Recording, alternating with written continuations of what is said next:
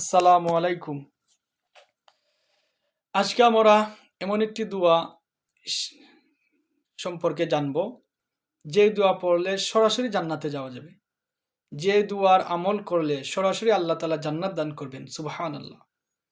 এই সহিহ বুখারীর বর্ণনা, রাসূলুল্লাহ সাল্লাল্লাহু আলাইহি ওয়াসাল্লাম বলেছেন, কেউ যদি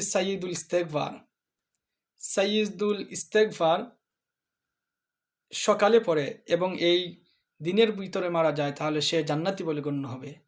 আবার কেউ যদি সন্ধ্যার সময় পড়ে এবং এই রাতের মধ্যে সে মারা যায়, সেও জান্নাতি বলে গণ্য হবে। সুবহানাল্লাহ। সহিহ বুখারীর হাদিস।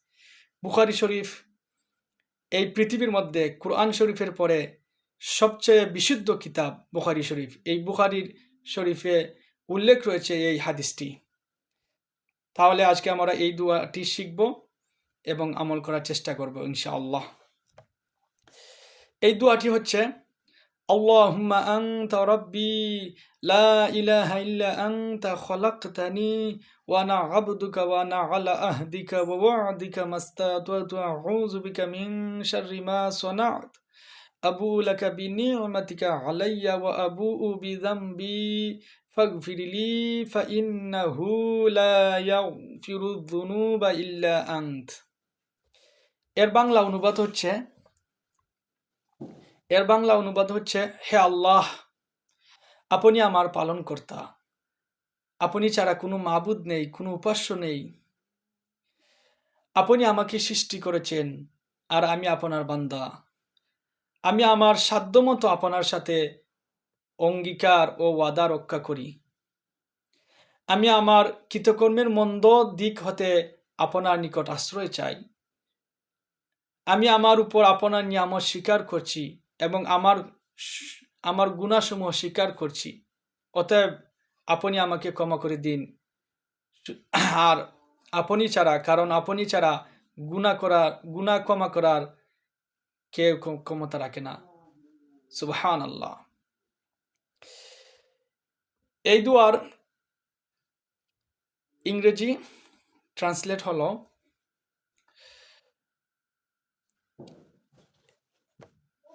ও আল্লাহ, you are my Lord. There is no God except you. You created me and I am your servant. I try my best to keep my promise and I covenant with you.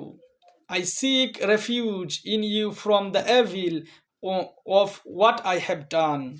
I acknowledge your blessings upon me and I confess my sins.